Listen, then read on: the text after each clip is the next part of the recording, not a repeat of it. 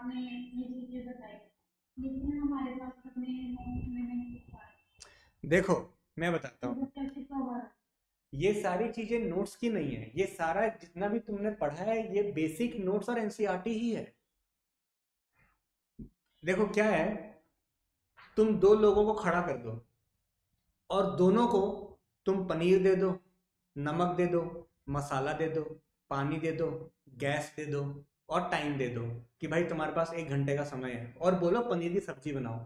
सब कुछ सेम है, लेकिन अगर दो लोग बनाएंगे तो सब्जी अलग बनेगी। वो सब्जी सेम नहीं बनेगी, उसका स्वाद अलग होगा, उसका रंग अलग हो सकता है। ये बात सही है ना?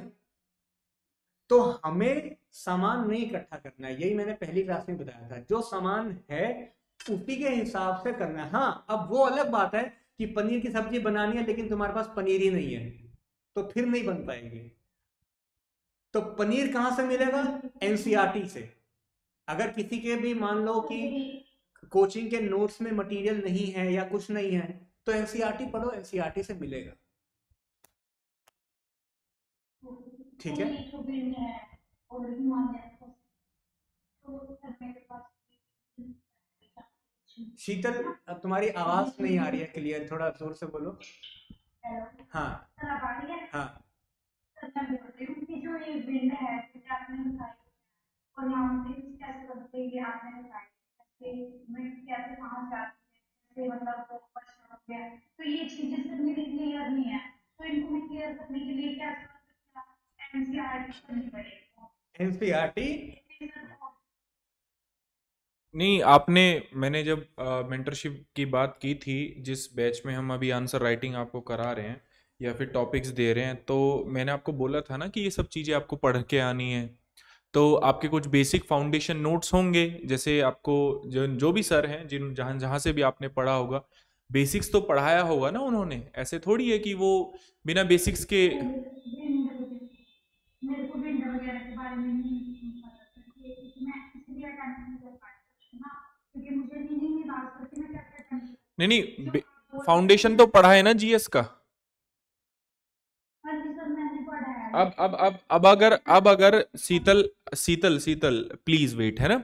अब अगर आपने विंड्स के, अगर आपने पढ़ा है फाउंडेशन, तो फाउंडेशन में जो ये क्वेश्चन का जो आंसर हम लिखवा रहे हैं या आपको समझा रहे हैं ब्रेनस्टॉर्मिंग करना इस क्वेश्चन में, तो सिंपल सी बात है, आप लोगों ने क्लाइमेटोलॉजी तो पढ़ा होगा, बिना क्लाइमेटोलॉजी की तो बात बनी नहीं होगी।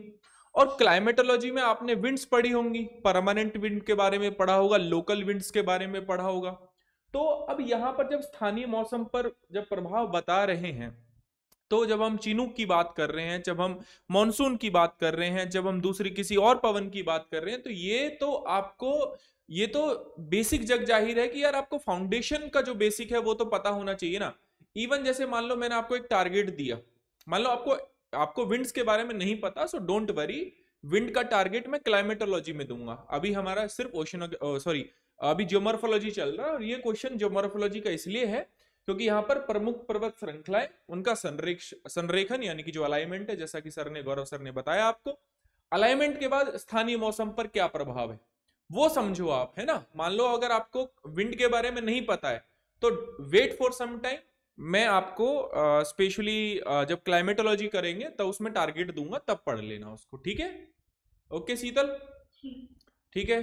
तो सबको एक क्वेश्चन समझ में आया? बहुत अच्छे से समझ में आया, बहुत सर ने एकदम बिल्कुल डीप तरीके से समझाया इसको। अनु, समझ में आया आपको? तबीयत ठीक है आपकी? यस सर, थोड़ा सा है, टाइफाइड हो गया। अच्छा अच्छा, ठीक है। तो ये समझ में आना चाहिए, ठीक है। चलो आगे बढ़ते हैं। और फिर ये डायग्राम जो है ये भी बना दोगे तो काफी अच्छा लगेगा, ठीक है। और क्वेश्चन को कम वर्ड्स में कैसे लिखना है, यहाँ पर पर्वत, यहाँ पर संरेखन और यहाँ पर मौसम।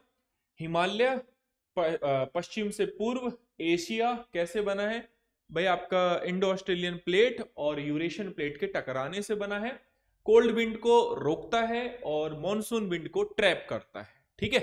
ऐसे ही रॉकी, एंडीज और अलग अलग जो है डिफरेंट डिफरेंट माउंटेन्स के बारे में आपको बताना है, जो भी यहाँ पर चीजें इंक्लूड की गई हैं, ठीक है।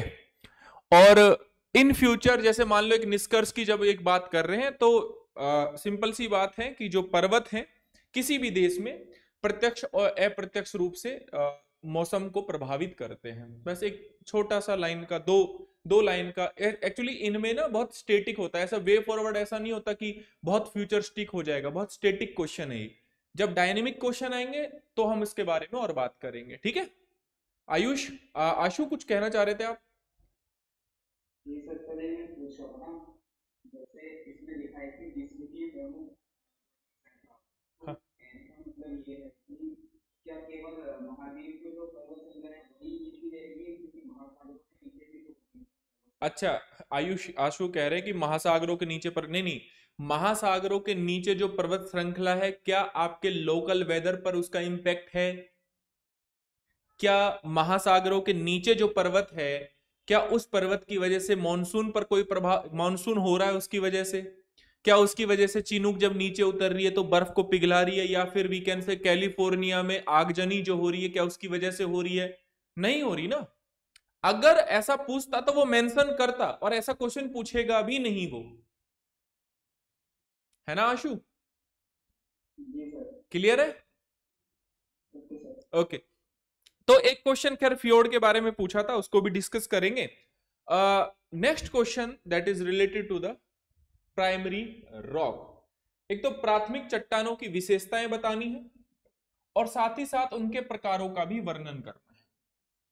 ये किस ने क्वेश्चन किया है और क्या क्या इस क्वेश्चन के डायमेंशन से आप बताइए एक बार, किस ने किया है सबसे पहले, ये जरूरी है जानना। हाँ जी, प्राथमिक चट्टाने आग्नेय चट्टाने हैं, इग्नस रॉक्स हैं जिसकी हम बात कर रहे हैं, ठीक है, और सीधे पृथ्वी के आंतरिक भाग से निकलकर ठोस रूप में जमती हैं सीधा, ठीक है। यही तो आपकी बेसिकली प्राथमिक चट्टाने हैं। तो मैंने आपको एक टारगेट दिया था, जब मैंने आपको लास्ट क्लास ली थी तो उसमें एक टारगेट दिया था आपको रॉक्स के बारे में पढ़ने का। तो रॉक्स में मैंने बताया था आपको प्राइमरी रॉक पढ़नी है, सेकेंडरी और टर्शरी रॉक, ठीक है। हमने यहां पर बात की थी इग्नस रॉक की, सेडिमेंट्री रॉक की एंड द मेटामॉर्फिक रॉक, ठीक है। यानी कि अगर हम बात करें अवसादी चट्टाने, आग्नेय चट्टाने और कायांतरित चट्टाने, इन 3 प्रकार के चट्टानों की हमने बात की थी। तो यहां पर प्राथमिक चट्टानों की क्या विशेषताएं हैं, ये तो आसान सवाल है, 10 नंबर का सवाल था। कोई ऐसा बच्चा है जो इसको बताएगा कि सर ये विशेषताएं, और बड़ा मजा आ जाएगा। थोड़ा लाउडली बताओ क्योंकि आवाज थोड़ी सी कम रहती है। यस, हाँ जी बताइए अश्विनी।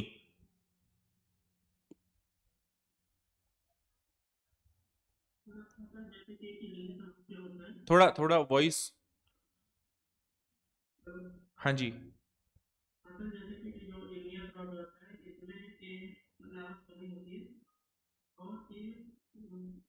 इग्नस रॉक जो है वो लावा से बनी होती हैं, ठीक है।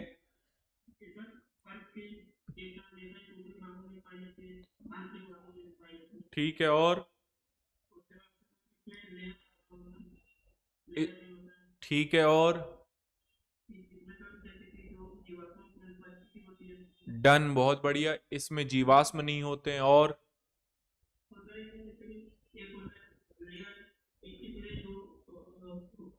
इसे मदर ऑफ रॉक कहा जाता है, और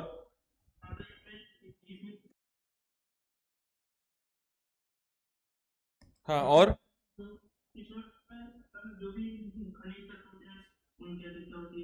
ठीक है। वैसे जब मैं आपसे अगर पूछूं कि खनिजों की अधिकता अवसादी, ये आपका वाइवा भी है साथ साथ, कि खनिजों की जो ज्यादा जो खनिज होते हैं वो इग्नस में होते हैं कि अवसादी में होते हैं?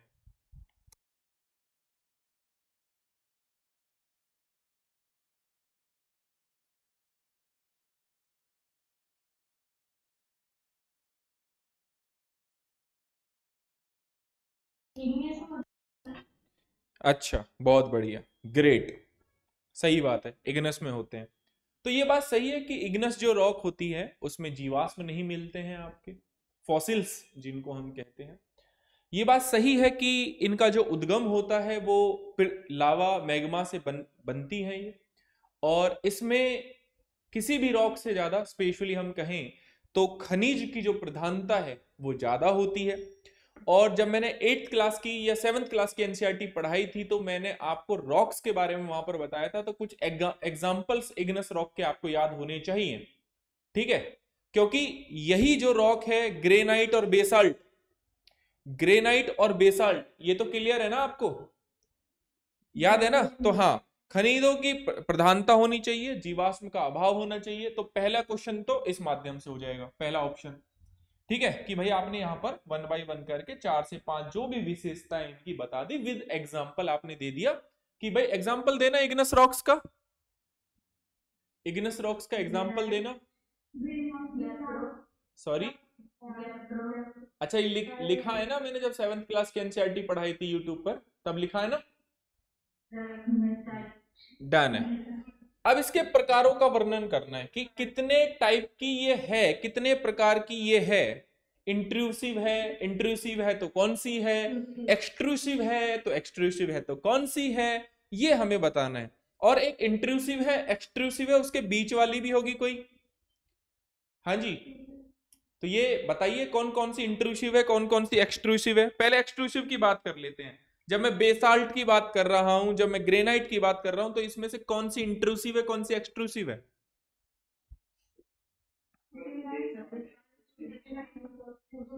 एक एक बच्चा बोलो, थोड़ा तेज बोलो अच्छे से।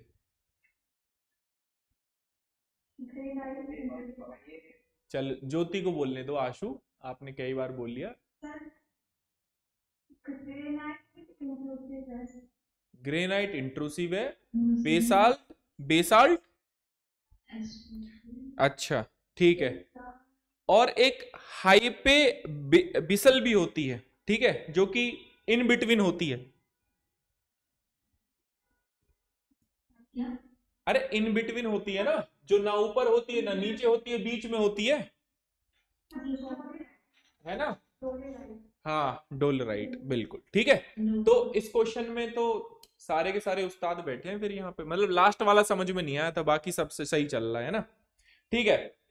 तो देखो ये बेसिक बेसिक चीजें हैं जो आपको समझनी है। और जैसे देखो ये पर्टिकुलरली सवाल थोड़ा वैसा था कि 2021 में कौन कौन से ज्वालामुखी फटे। आप ऐसा सोचो कि मान लो 2025 में कुछ ज्यादा ज्वालामुखी फट जाए और आपसे पूछे 2026 में कि 2025 में कौन कौन से ज्वालामुखी इरप्ट हुए हैं, तो इस टाइप का करंट अफेयर टाइप का सवाल था ये, ठीक है।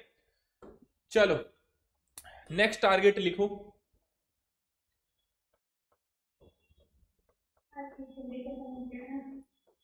Next target, yes please, next target लिखो जो आपको करना है। और ये जो टारगेट है ये मैं दे रहा हूं आपको टिल 25th ऑफ सितंबर, ये आपको कवर करना है टिल 25th ऑफ सितंबर 2025 तक, ठीक है। मतलब 3-4 दिन की बात है, मतलब नेक्स्ट जो थर्सडे है तब तक का ही टारगेट है।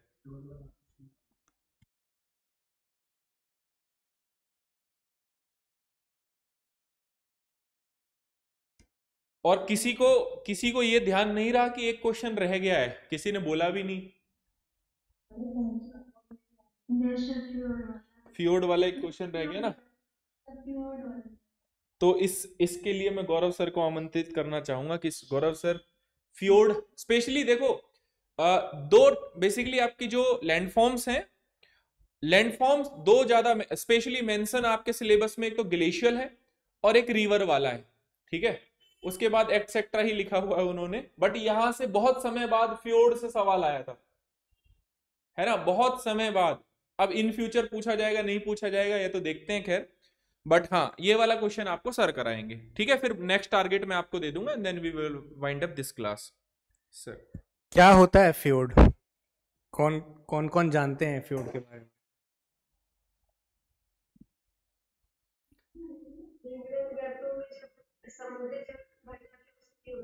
कहाँ पे?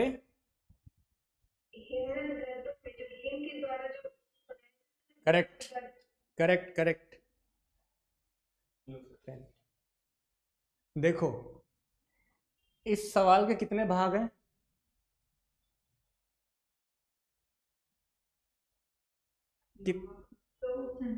दो पार्ट हैं। पहला पार्ट फ्योर्ड कैसे बनते हैं, दूसरा ये दुनिया के सबसे खूबसूरत इलाकों में से एक क्यों है। अब इस सवाल को माना जाता है कि ये जो यूपीएससी के हर साल जो GS1 में ज्योग्राफी के जितने सवाल आते हैं उसमें से जो कुछ कठिनतम सवाल जो थे, जो ज़्यादा पॉपुलर हुए, उसमें से एक सवाल इसको माना जाता है। आपको लगता है कि ये सवाल मुश्किल है कि आसान है? कौन कह रहा है आसान है? मुझे हाँ,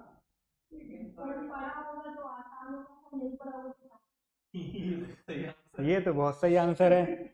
जो ईमानदार होगा वो ईमानदार होगा, जो बेईमान होगा वो बेईमान होगा। सर्कल क्या है? वो जो गोल सा होता है सर्कल जैसा, वो सर्कल है। देखो, अगर तो इसमें से देखो कोई भी किताब में ये जो दूसरा पार्ट है क्वेश्चन का, ये मेंशन नहीं होगा। हाँ,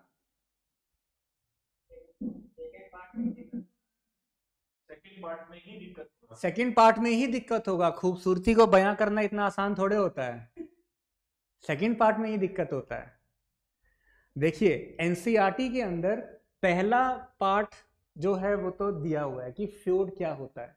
अब जिसने एनसीईआरटी नहीं पढ़ी है, जैसे मान लीजिए कि जिसको फ्योर्ड नहीं पता है, तो फिर तो वो सेकंड पार्ट भी नहीं कर पाएगा, तो फिर उसको 0 मिलेगा। वो उसके लिए बेहतर ये है कि वो ये वाला क्वेश्चन छोड़ दे, अपने 7 मिनट 8 मिनट बचाए और किसी दूसरे क्वेश्चन में लगाए। लेकिन जिसको पहला पार्ट पता है कि फ्योर्ड क्या है और कैसे बनते हैं, अब आता है सेकंड पार्ट। फ्योर्ड का मतलब क्या होता है कि ये देखा गया कि जैसे कुछ देश हैं, जैसे नॉर्वे है, स्वीडन है, फिनलैंड है। क्या पता है हमें ये देश कहां पर है? पता है। तो जब हम यूरोप बनाते हैं, जो ये वाला पेनिनसुला आता है, ये वाला यहीं पे है, नॉर्वे, स्वीडन और फिनलैंड, इसी को हम बोलते हैं स्कैंडिनेवियन पेनिनसुला। इसकी कोस्ट के ऊपर फ्योर्ड बनते हैं। इंडिया में नहीं मिलते कहीं पर। क्यों? क्योंकि फ्योर्ड बनने के लिए 2 कंडीशन जरूरी है। पहला, ग्लेशियर होना चाहिए। दूसरा, समुद्र भी होना चाहिए। तो कोस्ट के ऊपर ग्लेशियर जो वैली काटेगा और उन वैली में समुद्र का पानी जब भर जाएगा, उसको हम बोलते हैं फ्योर्ड। इंडिया में क्यों नहीं हो सकते? क्योंकि इंडिया में जहां पर ग्लेशियर है वहां पर समुद्र नहीं है, जहां पर समुद्र है वहां पर ग्लेशियर नहीं है। इसका मतलब ये केवल और केवल जो पोलर एरियाज के पास की जगह है वहीं हो सकती है, हाई लैटिट्यूड में ही हो सकता है। तो आप जब अपना एटलस खोलेंगे, अगर आप एटलस यूज करते हैं और नहीं करते हैं तो करना शुरू कर दीजिए। आप जब अपना एटलस खोलेंगे, यूरोप का मैप खोलेंगे, उसमें आप देखना ये जो नॉर्वे की जो कोस्ट है ना, टूटी टूटी बनी हुई है, बहुत ज्यादा टूटी हुई है ये, वो सारे फ्योर्ड हैं। ऐसे ही आप साउथ अमेरिका में आप जब मैप देखोगे,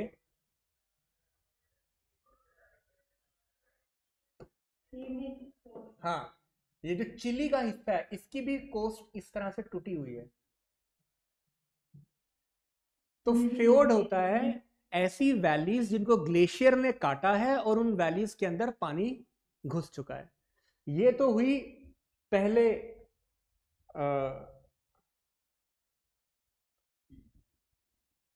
हाँ, पहले पार्ट का जवाब कि फ्योर्ड किसे कहते हैं और कैसे बनते हैं। जिसको ये पता है एक लाइन सिर्फ कि फ्योर्ड कैसे बनते हैं, क्या होता है। अब आता है दूसरा हिस्सा कि ये दुनिया के सबसे खूबसूरत इलाकों में से एक क्यों है। अब बच्चों को इसी में डिफिकल्टी आई थी, ये जो सेकंड पार्ट है। अब इसको आप कैसे लिखोगे अपने आंसर में? आशु बताओ। आशु गुप्ता। रुको रुको, मैं आ रहा हूँ, आशु के बाद तुम्हारे पास आता हूँ। बताओ आशु।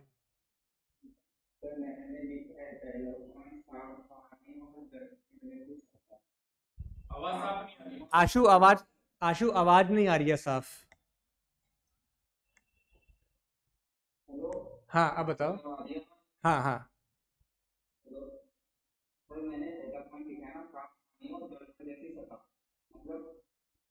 करेक्ट। अगला बताओ। करेक्ट। अगला बताओ। तीसरा पॉइंट लिखा है सर, मौसम के अनुसार बदलती सुंदरता। मौसम के अनुसार बदलती सुंदरता। मतलब बारिश हो रही है तो बाहर एकदम, आप बाहर घूमने गए किसी के साथ, वो क्या किसी के बात है, साथ गया है वो नहीं बताऊंगा मैं किसके साथ गया है। शायरी वायरी भी करते हो क्या? नए सर ने 2-3 जगह से पढ़ा सर, तो मार्क्स मिला है सर मेरे को, हम्म। 3-4 जगह से पढ़ा। वो शायरी तुम इसको डिफाइन कैसे करते हो? जिसको माधवी, माधवी तुम बताओ, आंसर बताना चाह रही थी। यस सर, मैं इसमें लिखी थी अणु की भू वैज्ञानिक संरचना, मतलब इसकी जो यू आकार की संरचना बनाती है वो, और सेकेंड यहाँ पे समूह पारिस्थितिक तंत्र, जहाँ पे मतलब अन्य, और थर्ड यहाँ पे मतलब प्रकाश और जल का जो सतह होता है ना, मतलब जब सूर्य की रोशनी पड़ती है तो उसके अंदर जो छाया बनता है तो वो बहुत मनमोहक। क्या बात है, क्या बात। अब देखो, हमें यही समझना है। एकदम बिल्कुल बिल्कुल बिल्कुल। अब सवाल, अरे अरे मैं वही समझाना चाह रहा हूं कि जो इस तरह के सवाल हैं, ये सवाल मुश्किल नहीं है, ये आसान है। ये आसान इसलिए है क्योंकि खूबसूरत ये जो शब्द है इसकी कोई व्याख्या तो है नहीं भाई। किसी के लिए कोई खूबसूरत हो सकता है, किसी के लिए कोई हो सकता है। इसका मतलब ये सवाल ही सब्जेक्टिव है। इसका मतलब तुम इसका आंसर भी सब्जेक्टिव तरीके से दे सकते हो। जो तुमको अच्छा लगता है वो तुमको अच्छा लगता है भाई। अब कोई इंसान किसी को सुंदर लग सकता है, किसी दूसरे को नहीं लगेगा सुंदर। तुमको, हमको लगता है तो लगता है, खत्म बात। हमसे पूछा जा रहा है ना कि वो सुंदर क्यों है या वो जगह खूबसूरत क्यों है। आशु को पता है तो वो नहीं देगा नंबर। लेकिन लेकिन अब हमें हमें ये नहीं पता है ना कि यूपीएससी को क्या अच्छा लगेगा क्या अच्छा नहीं लगेगा, वो तो हमें नहीं पता है। तो एटलीस्ट हमें जो पता है हम वो तो लिखें। मनमोहक दृश्य, वो है ना कि मत पूछो हुस्न की तारीफ हमसे, जिससे मोहब्बत हो वही हंसी है। तो ये वही बात है, हमें जो अच्छा लगता है वो लगता है। तो इसी कारण, हाँ, अब ये नहीं है कि तुम्हें फ्योर की खूबसूरती बतानी है और तुम कुछ और बताने लग जाओ। बतानी फ्योर की खूबसूरती है तो ऐसे ही बताना है। ये ऐसे सवालों को आंसर करने का सबसे आसान तरीका होता है मेज में बैठ के केवल 5 सेकंड के लिए, अगर तुम्हें पहला पार्ट पता है, केवल 5 सेकंड के लिए आंख बंद करके अपने आप को इमेजिन कर लो कि तुम वहां पर बैठे हुए हो फ्योर्ड के पास, और तुम्हें क्या दिख रहा है वहां पे। जो तुम्हें दिखेगा वहां पे वही सुंदर है, वही लिखना है आंसर में। ऐसा तुमको कहां मिलेगा कि ग्लेशियर, माउंटेन, वैली और ओशन एक लेवल पर है? दुनिया में कहीं नहीं मिलेगा, वो यहीं मिलेगा। वो ऐसी जगह है जहां के ऊपर एनवायरनमेंट, वातावरण जो है वो, वहां बिल्कुल भी प्रदूषण नहीं होगा। एकदम आसमान नीला दिखाई देगा। तुम दिल्ली में आ जाओ, नीला आसमान आखिरी कब दिखाई दिया था कोई जानता ही नहीं है। एक कुछ साल पहले यूएस में एक एक्सपेरिमेंट हुआ। तो जो 5वीं 6ठी क्लास के बच्चे थे स्कूल में, उनको, उनका ड्राइंग का क्लास चल रहा था, तो उनको ये बोला गया कि ऐसा करो बच्चों, तुम आसमान बनाओ। बच्चों ने आसमान बनाया और उसको ग्रे कलर से पेंट किया, क्योंकि उन बच्चों ने कभी नीला आसमान देखा ही नहीं है, क्योंकि वो हम लोग पॉल्यूशन में हैं इस टाइम पे। हाँ, पार्वती अपना माइक ऑफ कर लो। समझ में आ रही है तुम्हें चीजें? इसलिए ये सवाल आसान है, सब्जेक्टिव है। इसमें तुमको यही सब लिखना है कि वहां पे पानी साफ होगा, वातावरण साफ होगा, वहां पे ग्लेशियर, माउंटेन, वैलीज होंगी, वहां पे झरने होंगे। इमेजिन करना पड़ेगा थोड़ा सा। तो थोड़ा सा ज्योग्राफी का ज्ञान लगाना है, थोड़ा सा अपना एक्सपीरियंस लगाना है, और इसका सेकंड पार्ट लिख देना है। और यूपीएससी जो भी आप पेपर चेक कर रहा होगा, अगर इस तरह से तुमने लिखा है तो उसको अच्छा ही लगेगा। ठीक है, चलिए।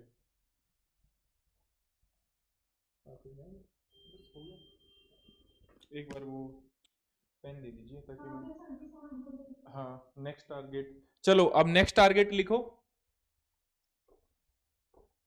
नेक्स्ट टारगेट एक बार लिख लो। ये अब हम क्या कर सके, अब हम क्या किए हैं, जियोमॉर्फोलॉजी एंड कर चुके हैं, ठीक है, और with P Y Q and कर चुके हैं, ठीक है।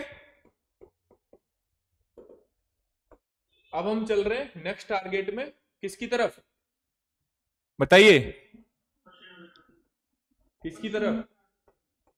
ओशनोग्राफी। इसके बाद क्लाइमेटोलॉजी करवाऊंगा, ठीक है। ओशनोग्राफी, इसमें टारगेट लिख लीजिए, इसमें टारगेट लिख लीजिए। पहला रिलीफ स्ट्रक्चर, लिखिए रिलीफ स्ट्रक्चर या टोपोग्राफी।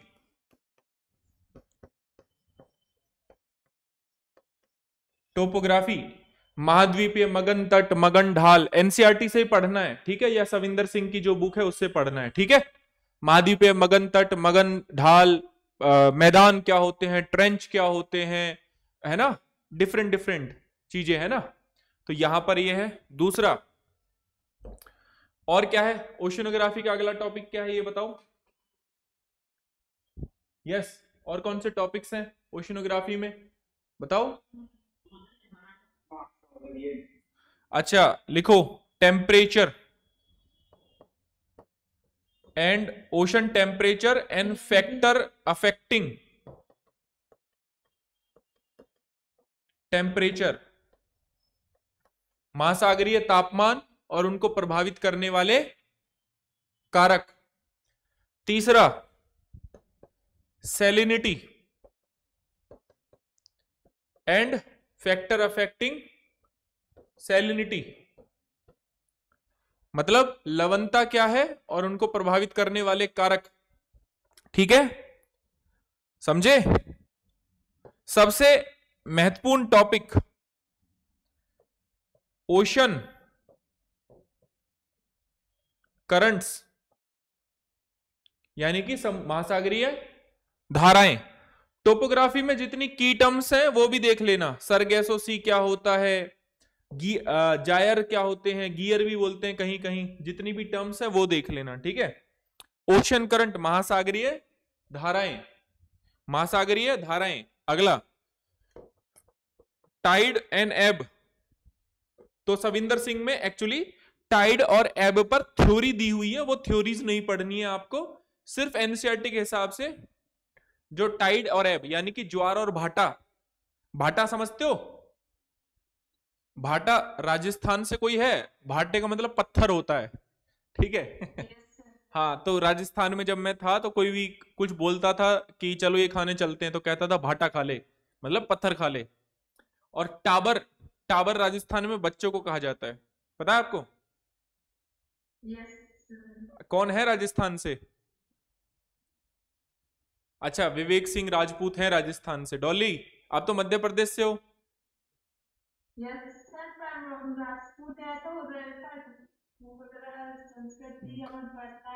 इतना इतना इतना अंदर इतना इतना क्यों भरा हुआ है कि ये सारी चीजें, वी आर नथिंग, पता है? अच्छा चलो, बहुत बढ़िया। टाइड एंड एब, ज्वार और भाटा, ये कर लीजिए। प्लस जितने भी पीवाईक्यूज आए हैं, जितने भी पीवाईक्यूज हैं ओशिनोग्राफी के, उनकी फिर से क्या करनी है, ब्रेनस्टॉर्मिंग, ठीक है। और अब हमारी जो नेक्स्ट क्लास होगी कंप्लीट ओशिनोग्राफी की, जो भी हम बात करेंगे वो कब करेंगे, 25 को, ठीक है। तो यानी कि ये टारगेट कितने दिन का है आपका, 5 दिन का टारगेट है। तो 5 मतलब 25 को 3 बजे क्लास लूंगा, ठीक है। सर मेरा माइक अनम्यूट करवा दीजिए, क्या नाम है, अनीशा सिन्हा। अभी करता हूं, रुको। अनीशा कहां पर है? अनीशा ये लो, करो अनम्यूट करो mic. Anisha unmute yourself,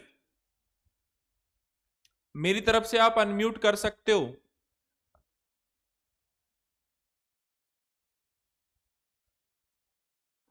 yes,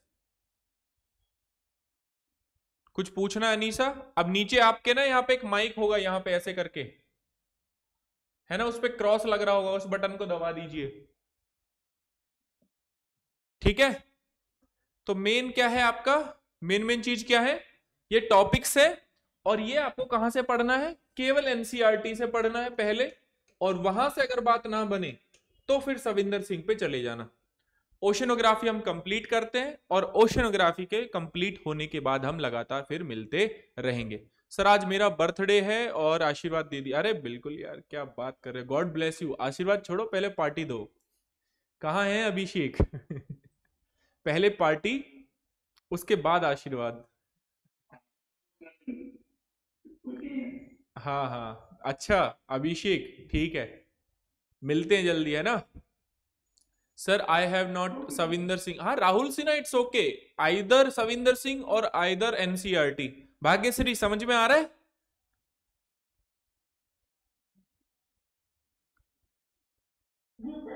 okay, शोभा रॉय समझ में आ रहा है?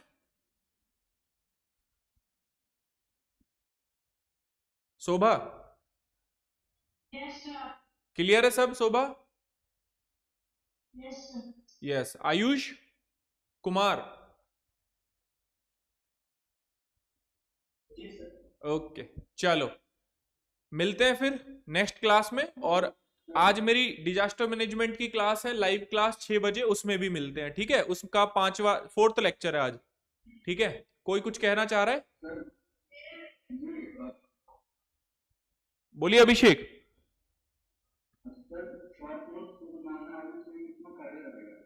शॉर्ट नोट्स बनाने से बिल्कुल फायदा रहेगा, क्यों नहीं रहेगा? अब मान लो जैसे जैसे मान लो आप ओशन करंट का टॉपिक कर रहे हो, ठीक है? मान लो आप ओशन करंट का टॉपिक कर रहे हो, ओशन करंट्स पढ़ रहे हो, तो यहां पर सबसे पहले बेसिक चीजें आपने लिख ली कि धारा की जो परिभाषा है, ओशन करंट क्या होते हैं ये लिख लिया, ठीक है? ओशन करंट क्या होती है, कौन कौन सी मेजर है ये आपको पता लग गई, या तो इधर हॉट होंगी या इधर कोल्ड होंगी, ठीक है? ये आपने देख लिया। स्पेशली ओशन करंट में अगर आप देखोगे तो इंपैक्ट आएगा, इंपैक्ट आइदर पॉजिटिव भी हो सकता है, नेगेटिव भी होता है, ठीक है? ये मैं कह रहा हूं। अब इंपैक्ट आएगा तो हम कह सकते हैं रीजनल क्लाइमेट पर, यानी कि जो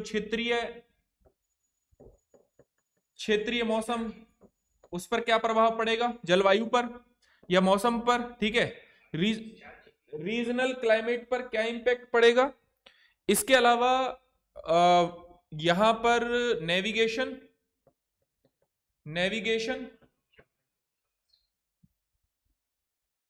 और नेविगेशन के बाद जो इंपैक्ट आता है वो किस पर आता है, we can say fisheries sector पर। ये आपने बेसिक चीजें लिख ली, ठीक है? इसके बाद हम देखें तो मान लो अटलांटिक का ज्यादा चांस होता है कि अटलांटिक ओशन के बारे में आपसे, करंट के बारे में पूछ ले, तो northern hemisphere and southern hemisphere का विद एग्जांपल आपने बना लिया, ठीक है? और उसको एक्सप्लेन कर लिया। इंडियन ओशन का थोड़ा देख लिया, ठीक है? पैसिफिक का देख लिया। तो कल को आपसे स्पेसिफिक भी तो पूछ सकता है कि भाई अटलांटिक ओशन की जो ओशन करंट्स हैं उनका वेदर पर इंपैक्ट बताइए, रीजनल क्लाइमेट पर इंपैक्ट बताइए, सिर्फ अटलांटिक में। आपसे पैसिफिक में भी तो पूछ सकता है, अल्लीनो लानीना, ये क्या है, ओशन करंट्स ही तो है। अल्लीनो जो मोदोकी है, ठीक है, या ओयाशियो कोयाशियो जो करंट है आपस में मिल रही है ना, फिशिंग ग्राउंड बनता है। तो ये पर्टिकुलर ओशन से भी पूछ सकता है या ओवरऑल ओशन करंट का इंपैक्ट भी पूछ सकता है। तो जब इस पे आप शॉर्ट नोट्स बना लोगे तो कल को जब मेंस होगा तो ये रिवाइज करो, फिर आगे बढ़ो। मेरे हिसाब से तो फायदेमंद होता है। या फिर आपकी रटने की क्षमता बेहतर है, समझने की क्षमता बेहतर है, तो कोई जरूरत नहीं है। बट मेरा ऐसा मानना है एग्जाम्पल्स को मेंशन करना चाहिए। जैसे गल्फ स्ट्रीम नॉर्थ अमेरिका के ईस्टर्न कोस्ट पर है ना, टेम्परेचर को बढ़ा देती है। आपको पता होना चाहिए कि लेब्राडोर क्या करते हैं कि आइसबर्ग्स लेके आते हैं आर्कटिक रीजन से, और वो आइसबर्ग से बेसिकली जब नेविगेशन में जो बहुत सारे शिप्स जो होते हैं वो टकराते हैं और बहुत सारे एक्सीडेंट्स होते हैं, ठीक है? हालांकि अब तो और ज्यादा टेक्नोलॉजी एडवांस हो गई है, बट मैं आपको बता दूं कि लेब्राडोर के द्वारा ही आइसबर्ग एक लाया गया था और उसी आइसबर्ग से टकराया आपका टाइटैनिक, ठीक है, जो एक्सीडेंट हुआ था। वो जो आइसबर्ग से एक्सीडेंट हुआ था उसको लेके लेब्राडोर करंट आई है, ठीक है? जहां दो अपोजिट कैरेक्टरिस्टिक की करंट बनती है, जहां पर एक साइड गल्फ स्ट्रीम ऊपर से लेब्राडोर मिल रही है, वो फिशिंग ग्राउंड बन रहा है। इवन गल्फ स्ट्रीम का जो एक्सटेंशन है, खैर ऑप्शनल में हम ये बताते हैं, जो 5 टाइप में बढ़ती है, कैनरी है, इरमिंगर है, बहुत सारी करंट है, टोटल 5 हिस्सों में बढ़ती है। वो वेस्टर्न यूरोप के जितने भी पोर्ट्स हैं उनको साल भर चालू रखती है, हाई लेटिट्यूड्स में होने के बाद भी, क्योंकि वहां का वो टेम्परेचर को क्या कर दिए, मेंटेन कर देती है। यस और नो? अल नीनो के केस में पेरू के कोस्ट पर फिशिंग जो ग्राउंड है वो पूरे तरीके से कम हो जाता है, वहां पर बाढ़ आती है। वहीं अल नीनो के, अरे सुन लो, वहीं अल नीनो के केस में अगर आप देखोगे तो ऑस्ट्रेलिया में आपको अच्छा खासा सूखा देखने को मिलेगा, वहां पर वाइल्ड फायर्स आपको देखने को मिलेंगी, है ना? समझ रहे हो मेरी बात? तो मेन चीजें आपको याद होनी चाहिए, ये आपको एग्जैक्टली चीजों का आइडिया होना चाहिए, तभी कुछ अच्छे से हो पाएगा, ठीक है? वही अल नीनो के केस की वजह से इंडिया के मॉनसून पर इंपैक्ट पड़ता है, ठीक है? वो इंडियन क्लाइमेट जब मैं आपको पढ़ाऊंगा तो वहां सारी चीजें आपको बताऊंगा, उसके लिए आप एक पेरियार की बुक आती है वो लेके रखिएगा पहले से ही, ठीक है? चलो, किसी का कोई डाउट है? Otherwise I am going to wind up this class. कुछ रह गया है? चलो नेक्स्ट टाइम करते हैं जो भी है, अब है ना? हाँ हाँ कौशल, क्या क्या कह रहे हो?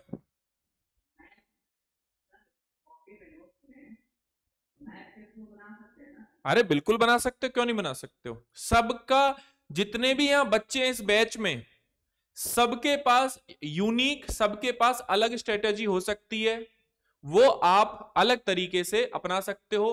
सबका लिखने का, सोचने का, बात करने का, सब चीज का तरीका अलग है, तो आप अपने तरीके से काम करिए, लेकिन बेस्ट आउटपुट आना चाहिए, ठीक है? हाँ,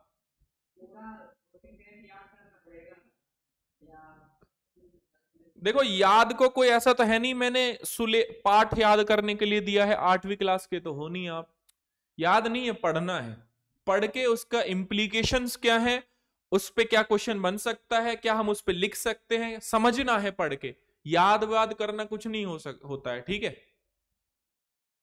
ठीक है, जो रटने वाली चीजें हैं वो रट लिया करो, ठीक है? चलो क्लास को करते हैं यहीं पर एंड। अब मिलते हैं 6 बजे वाली क्लास में, जहां पर डिजास्टर मैनेजमेंट का लेक्चर मैं लूंगा, ठीक है? Thank you so much everyone, thank you, thank you sir.